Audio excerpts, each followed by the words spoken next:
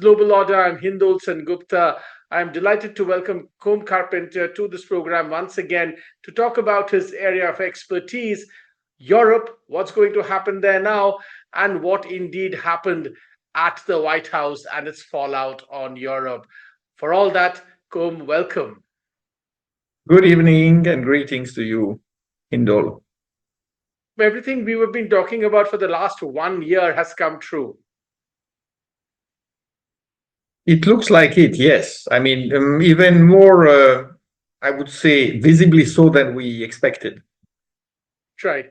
I want to begin, Com, by talking a little bit about Germany, because that seems to me like the most startling, strange thing.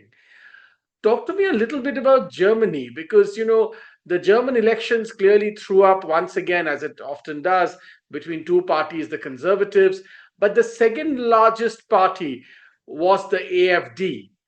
And yet, if you read the German press, if you listen to what most of the mainstream politicians are saying in Germany, barring a few, especially what the German foreign minister is saying, it seems like they're strangely in denial.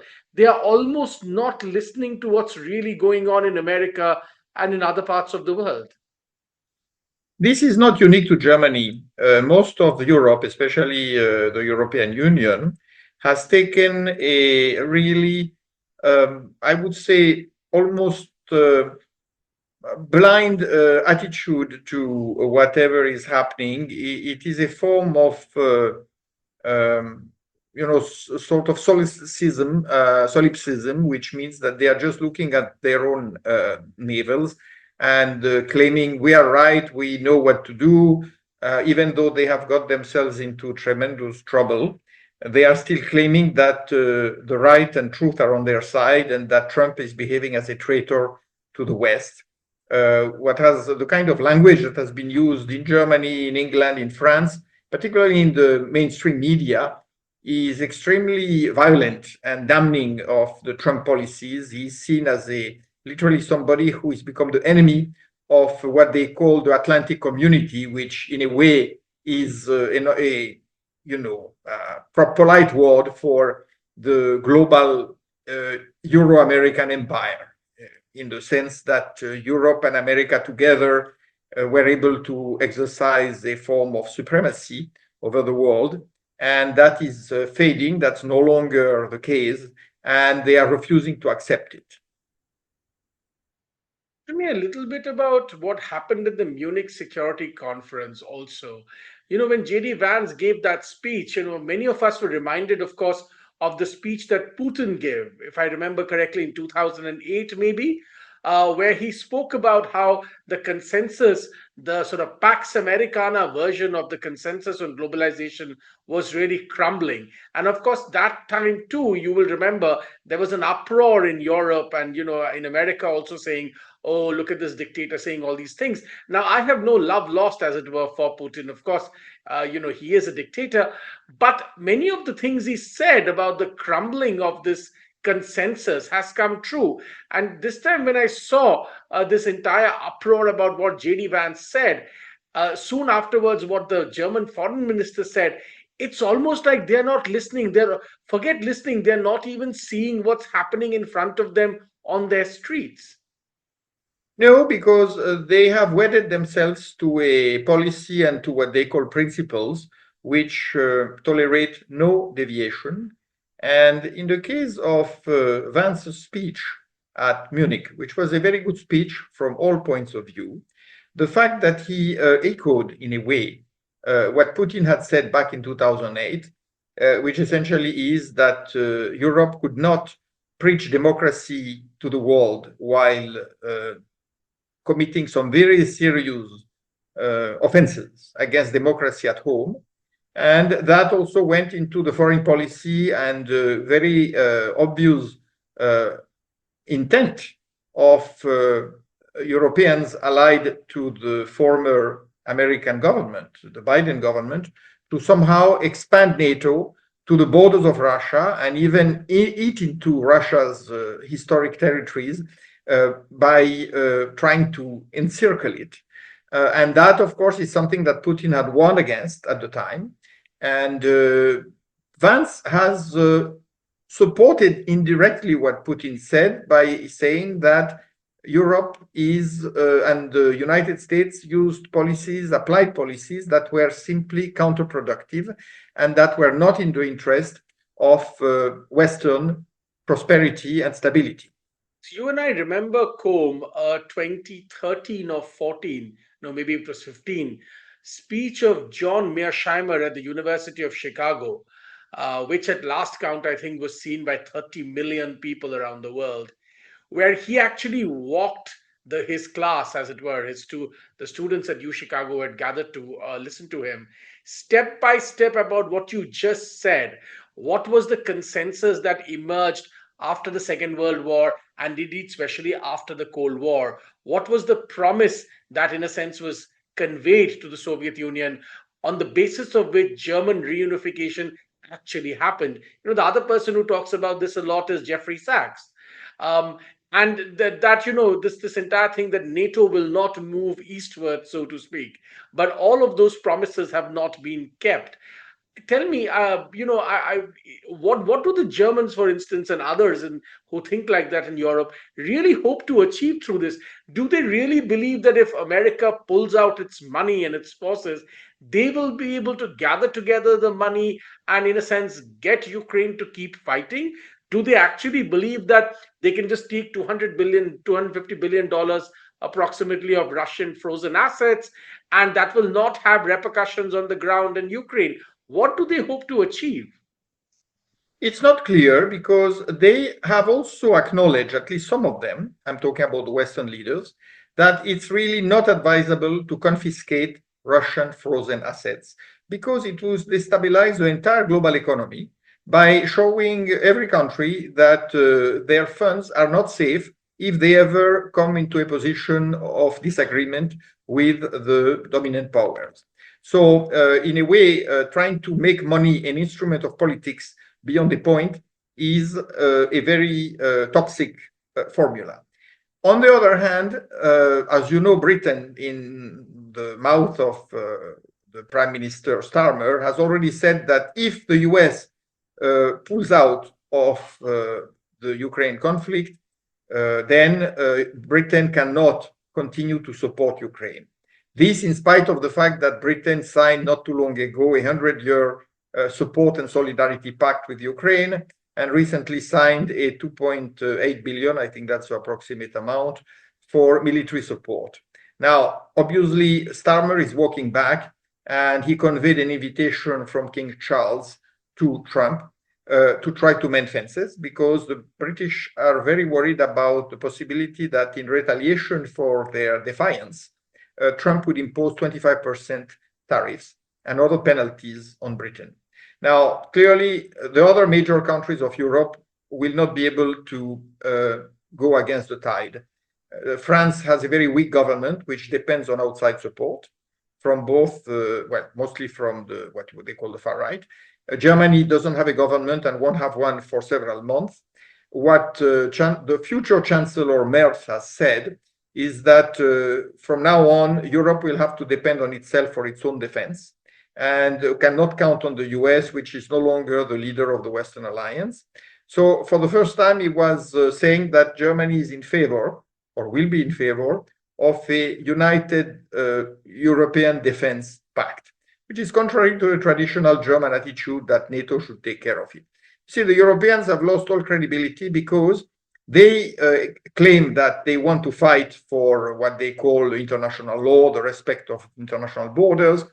At the same time, they acknowledge that they don't have the means to do that, so they expect the US and others to fight for them. And you have small countries that practically don't have an army, like Denmark, whose prime minister recently said, even though the war is horrible, it's better perhaps than the peace, because it keeps us protected from Russia, which keeps fighting. In a way, the Europeans are showing that for them, killing Russians and weakening Russia is more important than saving Ukraine. So Ukraine has become a battering ram. And Zelensky, as a hireling of the Western powers, has played that role quite faithfully. And now, of course, he's completely dumbfounded and shocked that Trump is refusing to support him and to endorse his role. The most interesting things in all of this is exactly what you just mentioned, Combe. I mean, the Brits, and Trump really asked as blatantly as possible that question to Starmer, that what are you going to do? Are you going to face off the Russians on your own? And at that point, of course, the room could only laugh nervously because obviously everybody knows the answer to that question. Now, as you say, Germany is in some sort of a flux. Uh, you know, in Italy, Giorgia Meloni has obviously taken a very different stance.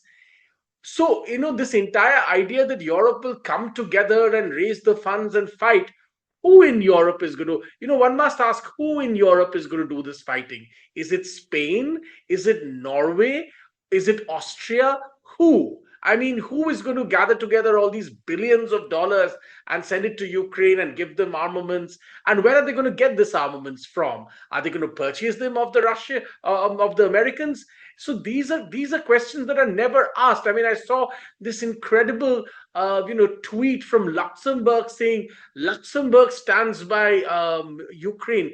I mean, you know, and from Sweden saying Sweden stands by Ukraine. Well, does Sweden even stand by Malmo? One must ask, or Stockholm. Forget standing by Ukraine. I mean, do they not? Is Brussels so blinded, or the European community so blinded that they don't understand the logic even of pure numbers? Where is the money and where are the arms? It is all a bluff. The problem is that they are taken hostage by their own words because they know very well they don't have the means, they don't have the resolve, and they don't have the popular support. In France, there is a poll that shows that there are about maybe up to 50% people who still feel that one should help Ukraine, but they are not quite sure how, and another 50% who are against it. So clearly the idea, the sympathy for Ukraine is relatively strong, but not at the cost of a nation's ruin and destabilization and the possibility of fighting a very long and bloody war. So you can see that all these, sort of braggadocio like statements are designed to try to save face. It's clear Europe has already lost all hope to help Ukraine recover the territories it lost. What they are trying to do now is say, all right, let Ukraine be what it can be, whatever territory it keeps. Meanwhile, we must make an alliance to make sure that Russia does not continue in its aggression and does not attack us. So now it's like, all right, we have lost some ground. Let's at least try to keep the ground we have. But that doesn't carry a lot of credibility because the Americans have said many times that Ukraine has no intention, Russia has no intention of attacking Europe. It has no need, no interest. What Russia is interested in, if possible, is to do business by selling gas and importing technology. Other than that, the idea that Russia is on the rampage and will send armies all the way to, Holland and Britain is absurd. Nobody really believes it. That's why Trump is of a mind of essentially getting out of NATO, because he feels that NATO is a waste of money and that all efforts should be concentrated on the Pacific and on the Indo-Pacific to try to keep China under some sort of control. And he feels that Russia can even be an ally potentially in that pursuit. And therefore, he's going 180 degrees against the European conventional viewpoint, which is that NATO is the key to European security. What I noticed in the last couple of days is that the former finance minister of Greece, Varoufakis, who is quite a scholar, has made very interesting points about NATO because he knows the situation from inside. He dealt with Germany and as a foreign minister, as a finance minister of Greece. And he says that it's not so much that Europeans believe in NATO. NATO is very, very shaky because we don't know what Turkey would do in case of a war. It probably would not support Europe. And there are many countries in NATO which are not really providing any support. They are just getting some benefits by getting weapons at probably better prices.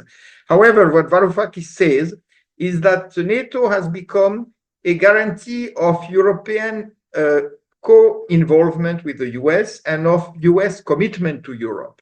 And what he points out is that for Germany, for example, and for other exporting countries, the fact that the US can import without limits because it keeps printing money and using that printed money to buy German technological production means that Germany has an unlimited customer, you might say. And that they want to keep, because what they're afraid of is that the moment Europe and US do no longer have this vested interest and the US takes a purely nationalistic, self-centered attitude, then the US may no longer import from Germany, because what Trump wants to do is to reduce the deficit and export more than it imports. It may take time for the US to get there, but it's something which is very much not only on his mind, but in his plans. So that would be the end of US as in sort of unlimited buyer of goods on the basis of borrowed money. And it would seriously damage the export market for Europe, and in particular for a big exporter such as Germany. No, I noticed the comments made, I think, recently by in the last couple of days, maybe by Giorgia Meloni in Italy, where she actually defended the JD Vance speech at the Munich conference and essentially said that, look, I mean, these are our internal problems. Now, okay, maybe somebody from the outside is coming and showing this mirror to us, but we can no longer not look into the mirror. I mean, it is not a situation that we can avoid anymore. And she seems to be the only person who's being able to see this.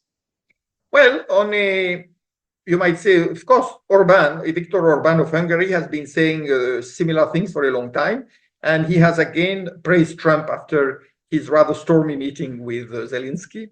And he has said that Trump was absolutely right because, as he put it, strong men want peace and weak men are looking for war, which applies very, blatantly to the French and British and other leaders who are clearly not in a position to wage a major war, but who still feel that somehow the war has to be waged by somebody. And that's why they welcomed Ukraine, because they saw a large source of manpower, and they thought that could go on. But even Ukraine now has run out of willing men. And as Vance put it in the White House to Zelensky, you have to arrest people in the street and send them to the front by force, because you no longer have, willing and capable soldiers. And this is something that the Europeans have refused to acknowledge. They have denied it. They have claimed it was not true. But with Trump saying the truth, now all this is no longer hidden. It's impossible to hide it. And if you look at what Trump just tweeted, that tomorrow he will have a very big announcement. And as he put it, I'll say things as they are. So he's maintaining the suspense, but he probably wants to make some sort of a rather disruptive statement. And I suspect it concerns the Ukrainian situation. I also want to talk to you a little bit about the deal that Trump was saying again and again to Zelensky to accept. Now, Ukraine has the world's or one of the world's largest lithium deposits in that country. A lot of people talk about rare earths, but what it really actually has is lithium. Now, lithium, of course, is used in batteries and lots and lots of things.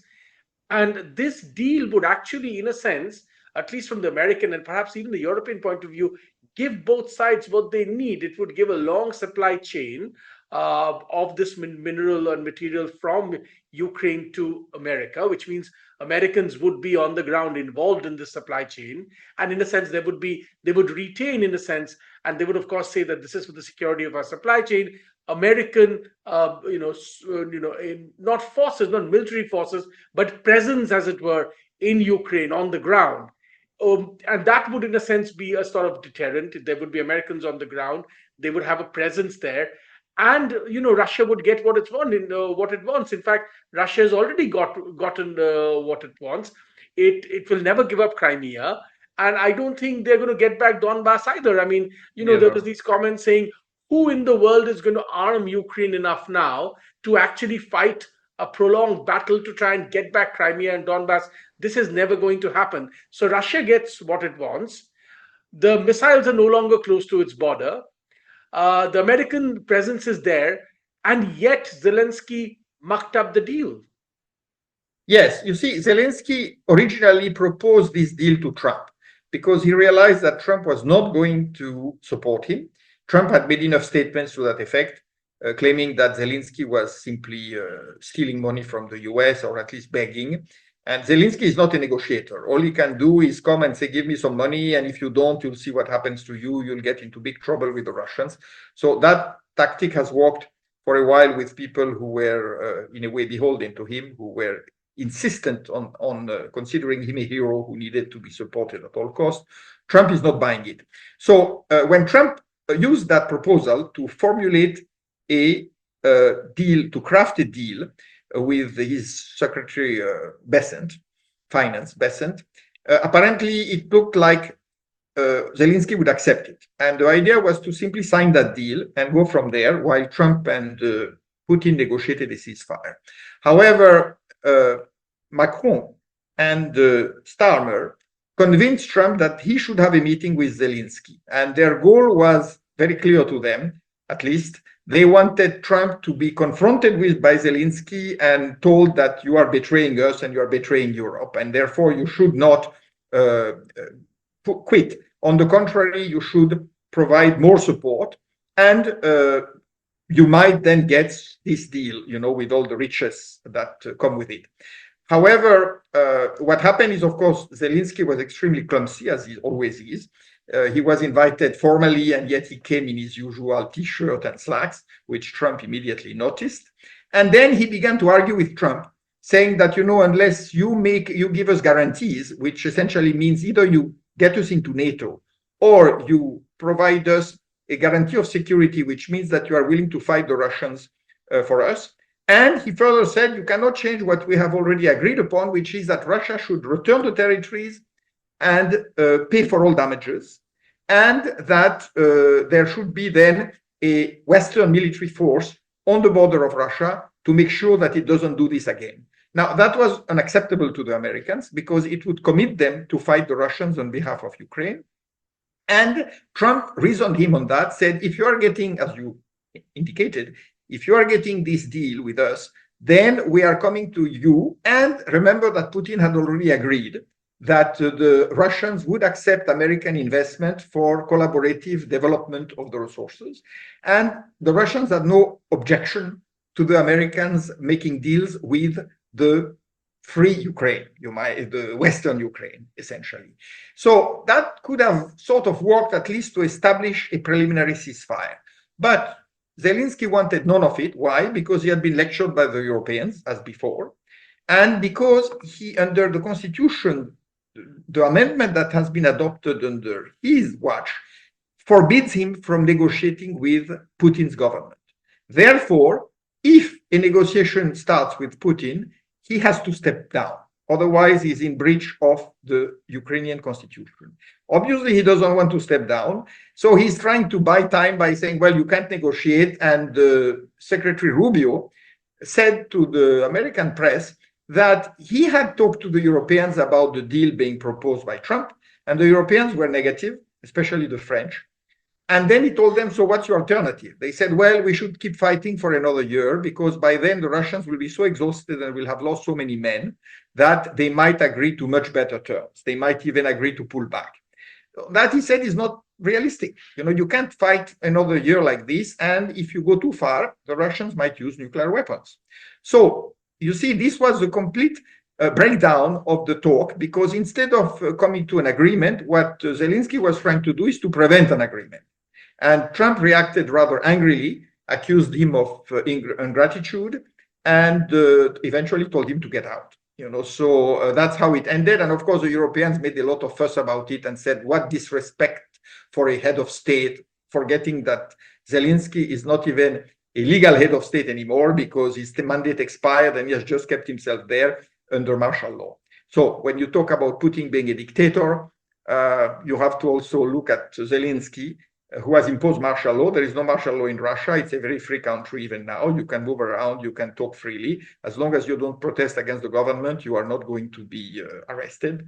And therefore, it's kind of ridiculous for Europeans who are actually arresting people on the basis of their opinion. I mean, that has been several times stated in reports, including US reports, and Vice President Vance has said it, Tucker Carlson has said it. So Europeans have really very little to show for their so-called democracy. And even Varoufakis has pointed out that democracy is a matter of degree, and the current system in America and in Europe could not be regarded as a full democracy either. So let's stop talking hypocritically about Russia being, run by a dictator, and China too, and Iran as well. And of course, Europe is a land of free men and nice people who rule them in the name of, the law. That is not right, and it is just propaganda. Therefore, I can understand Trump trying to break away from this.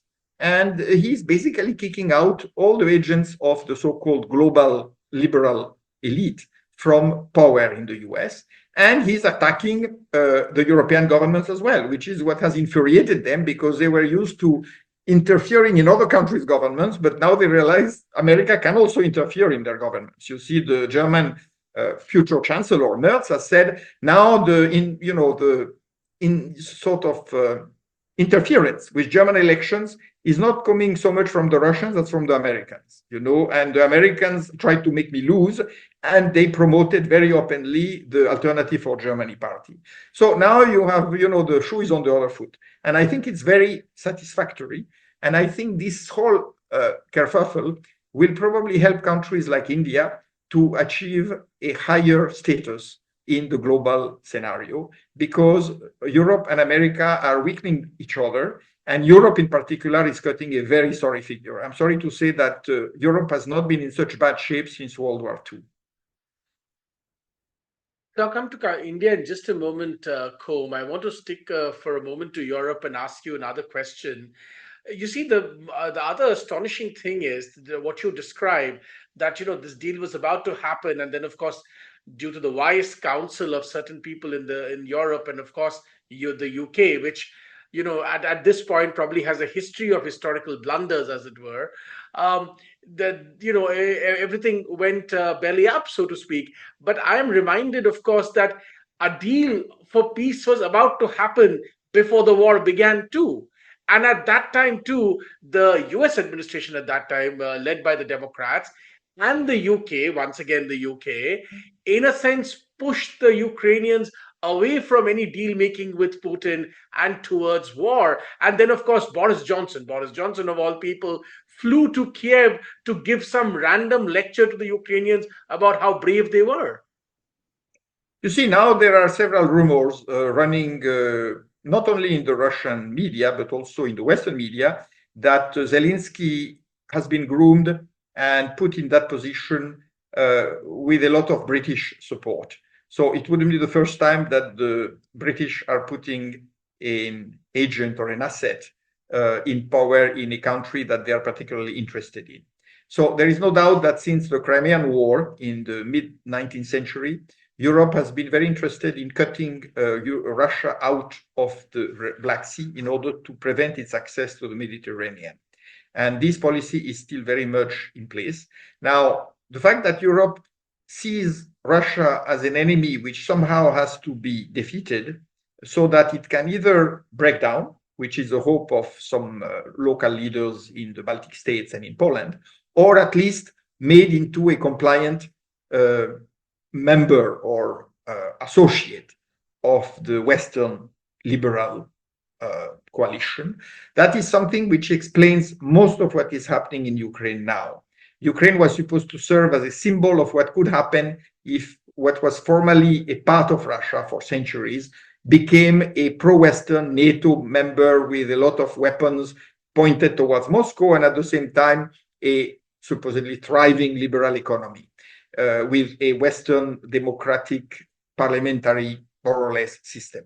So that is the plan, and it also conjugated with a well-known Israeli concept that Ukraine could be another Israel for Jews if Israel became too difficult a place to live in.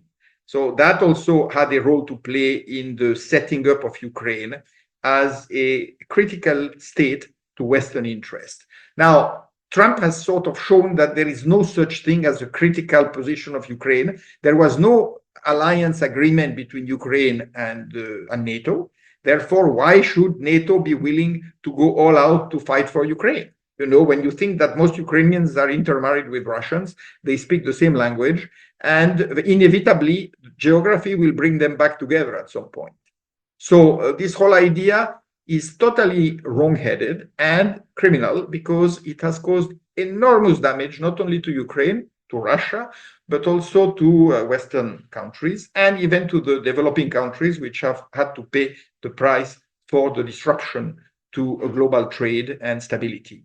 So we are in this situation, and unfortunately, until there is a leadership change in Europe, I don't see much possibility of an improvement because the current leaders are really wedded to this idea of weakening Russia by all means, even if it takes sacrificing Ukraine. A lot of people don't know the history. I'm glad you mentioned some of the history here. A lot of people don't know the history, including the history of what happened in the so called Maidan protests, so to speak. Now, in those Maidan protests, one of the key characters, and again, as an Indian, one cannot miss these things. There was a role that Victoria Nuland played, the infamous Victoria Nuland, even then. And exactly in the same way as it happened in Bangladesh, elements were stoked. There was, a battle, fierce battle on the street. The regime was toppled. And what had began as civilian protests soon became infiltrated, as it were, by the Islamists in Bangladesh, by the neo fascists in Ukraine.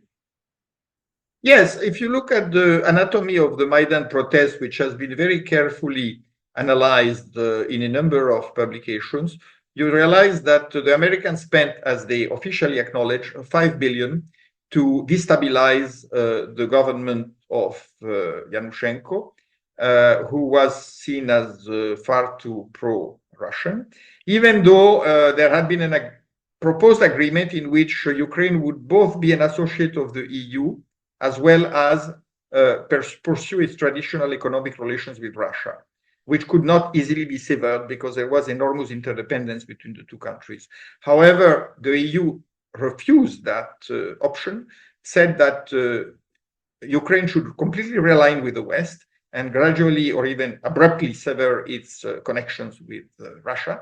And that led to the crisis which ended with or rather began with the Maidan protest and the annexion of Crimea by Russia. Since then, of course, Ukraine was only thinking of getting its revenge and reconquering Crimea because it saw that a big part of the territory would also be lost in the east. So that's where the whole revanchist attitude of Ukraine began. And it is well understood that the Americans, the British, and others trained a number of rather extremist nationalist militias that were openly and are openly nostalgic of the Third Reich and feel that the greatest hour for Ukraine was when they were fighting in the rank of the Nazis against the Bolsheviks and also against other minorities in their own country.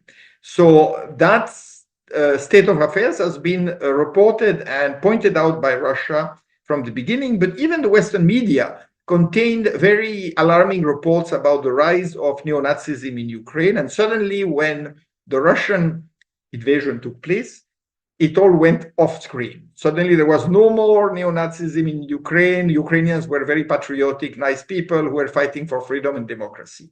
So the bad faith of the West has been visible from the beginning.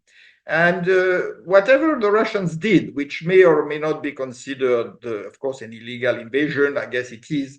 But then again, look at the history, look at what NATO has done in other countries such as Yugoslavia, and wonder why Russia would feel entitled to doing something which its Western adversaries are doing openly. Therefore, Russia decided that nobody would take care of its own interest and it had to do it by itself. That could have been stopped right from the beginning, but then the West saw a golden opportunity to get Russia into an endless war and bleed it, which was essentially the goal of the Brits and of their Western allies. And the Americans, it seems, in the beginning were, Americans have got this clan of neoconservatives, such as Victoria Nuland, who are always in favor of stirring up trouble so that supposedly their allies can gain advantage. whether it's in Taiwan or in Ukraine. But there were other you know, Americans in positions of leadership who were not quite happy about that, and they probably would have liked to not to start it. But then again, because of the British double games and the fact that the British were somehow hell-bent on inflicting a defeat to Russia, things went the way they have gone. And now it will take years to repair.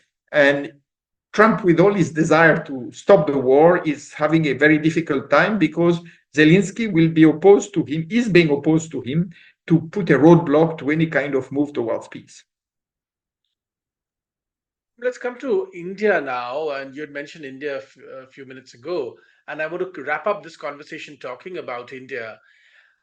The most amazing thing has been to see this entire delegation, a full delegation, pop up in India to deal with the Indians and to get to hear, Ursula talk about how the planets, as it were, had aligned and the greatest FTA deal would happen now between the EU and India.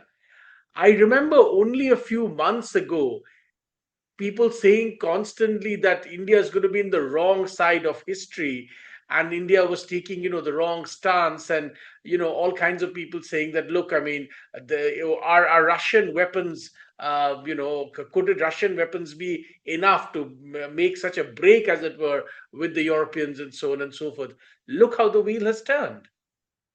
Indeed. And I must say, I spoke to certain persons who were part of the delegation of the EU. And the feeling among them, I'm not talking about the commissioners, I'm talking about the people who were in the staff. The feeling was very rather despondent because they felt that this was a completely ill-timed move. It was wasteful. It was poorly planned. It sort of smacked of desperation. You see the EU trying to show we are not isolated, we have great allies and friends, we go to India, because they feel that now they are sort of taken in between Russia and the US.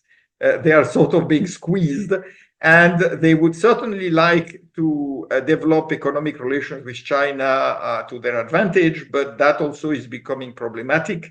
So they wonder if India could somehow be the miracle partner. And that's why suddenly they are talking about, the deals that you have heard about. But then again, I think there is very little credibility for the European Commission. Most people know in positions of power that the European Commission is not an elected body, doesn't really have legitimacy, and has powers which are sometimes not even properly submitted to the popular verdict. But that in the end, given the state of unrest and disorder in the EU, a lot of national governments oppose what the European Commission proposes. So the whole idea of being taken like a government and claiming that they can meet all the ministers and on an equal footing is misleading. And most people in India realize that. Remember, India never gave the European mission in Delhi the status of a full diplomatic mission, embassy. So the EU trying to be a state, which it isn't, is bound to fail. And I think that mission was just another example of the European disarray, I'm sorry to say. And I mean, from what I heard from New Delhi also, there was certainly more than a few, wry chuckles, as it were. Just the other day, I mean, it's the same, European Parliament, for instance, and others who constantly pass comments about what's happening in Manipur, what's happening in, about Khalistan, or what's happening in other parts of in Kashmir of India, without understanding actually nothing about these situations to any depth at all. And to suddenly, see such a U-turn and to say that no, no, no, India is going to be our great friend and partner. I mean, like you said, this is just a very strange behavior. And do they not think that the world sees through this? I don't know if they do, because Ursula von der Leyen is a very classic example of somebody who simply has no clue about what other people think. She just makes statements and believes that everybody must be with her, even though she's regularly criticized and even insulted in the European Parliament, and just puts on a straight face and pretends it hasn't happened.